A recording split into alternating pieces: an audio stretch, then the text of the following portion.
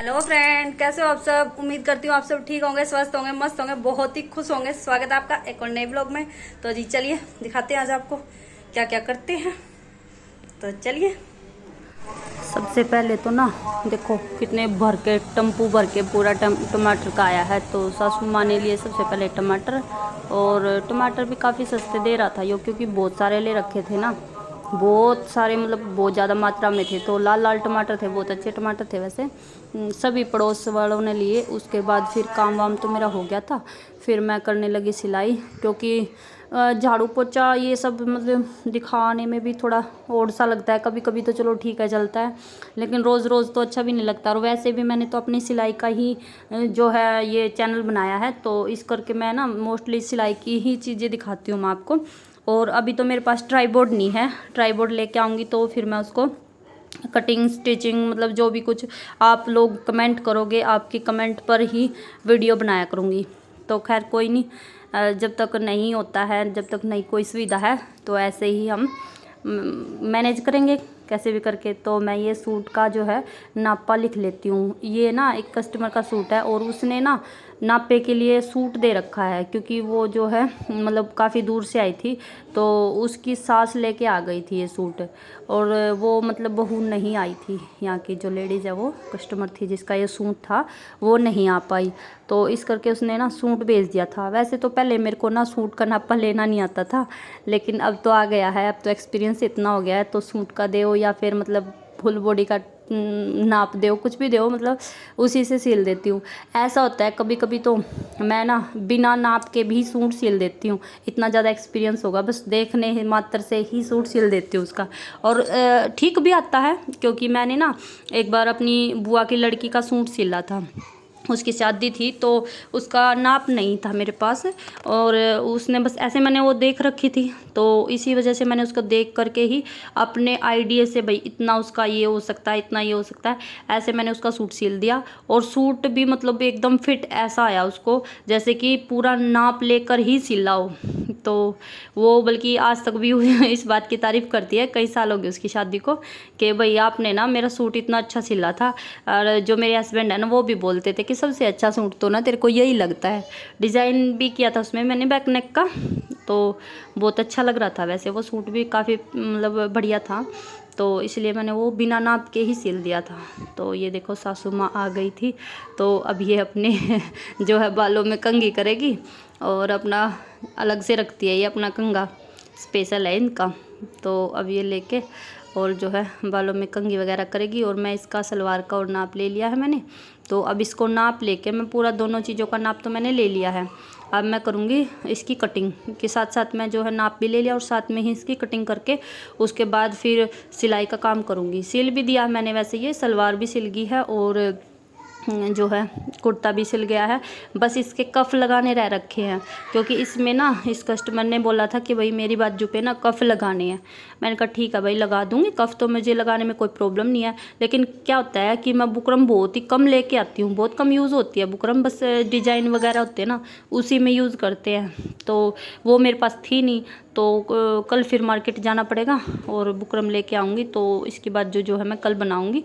वैसे पूरा suit complete कर दिया मैंने, बस बाजू बची है वो भी कर दूँगी। तो ये देखो, अब मैं इसको कटिंग कर रही थी ना, तो ये पंखा बार बार हवा दे रहा था, तो उड़ रहा था कपड़ा। मैंने कहा माँ जी इसको बंद कर दो एक बार, और फिर जो है कटिंग करने में परेशानी नहीं होगी। तो फिर सासू माँ ने पंखे को बंद कर दिया था, और फिर जो है अच्छे से मतलब जम गया था कपड़ा, और फिर मैंने कटिंग कर दी इसकी। तो देख सकते हो आप, अगर आपको थोड़ा बहुत दिखाई दे रहा हो तो आइडिया भी मिल सकता है। सबसे पहले तो मैं लूँगी इसकी लंबाई का नाप ले लूँगी। जितनी जिसकी लंबाई होती है उससे 3 इंच एक्स्ट्रा लेना होता है हमें, अगर बॉर्डर नहीं है तो। अगर नीचे बॉर्डर है तो हम 1 इंच एक्स्ट्रा लेते हैं, और अगर बॉर्डर है तो फिर हम 3 इंच एक्स्ट्रा लेते हैं अगर बॉर्डर नहीं है। तो उसके बाद फिर मैं तीरा लगा लूँगी, इसका तीरा जितना होता है। तो इसका 7 इंच का तीरा था, तो मैंने इसका तीरा भी लगा लिया। उसके बाद जो है मुड्ढे का निशान लगाऊंगी। जिसका जितना तीरा होता है उससे हमें 1 इंच एक्स्ट्रा जो है मुड्ढा लेना होता है। तो इसका 7 इंच का तीरा था, तो मैंने इसका 8 इंच का मुड्ढा ले दिया। सबके में यही प्रोसेस होता है, जितना जिसका तीरा होता है उससे मतलब 1 इंच एक्स्ट्रा ही मुड्ढा लेना होता है हमें। तो उसके बाद फिर मैंने इसका छाती पर निशान लगाया, फिर कमर का और फिर जो है हिप का लगा दिया।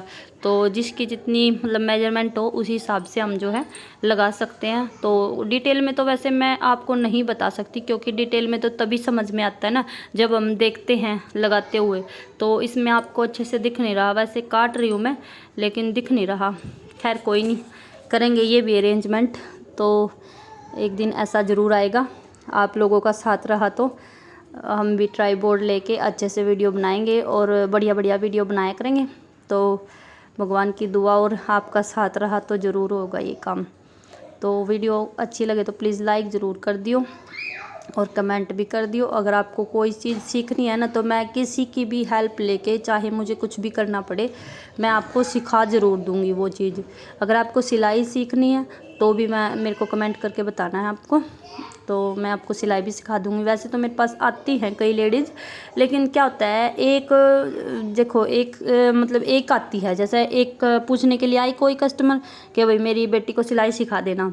मैंने कहा भाई ठीक है मैं सिखा दूँगी, मना नहीं करती, लेकिन जो है एक में ना कुछ खास बेनिफिट नहीं होता, तो टाइम ज़्यादा लगता है। क्योंकि देखो टेम्परेरी तो मेरे को आता नहीं सिखाना, क्योंकि टेम्परेरी मैं टाइम पास नहीं करवाती किसी को भी। अगर मैं कुछ सिखाती हूँ ना तो अच्छे से ही सिखाती हूँ, ताकि भाई वो आगे जाके कामयाब हो सके। और जितनी भी बच्चों को सिलाई सिखाई है ना, तो मोस्टली मतलब सभी कामयाब हैं। सभी अब आज के टाइम में सभी अपने सिलाई पर ही सूट सिलती हैं। बाहर के कस्टमर उनके भी काफ़ी बन गए हैं।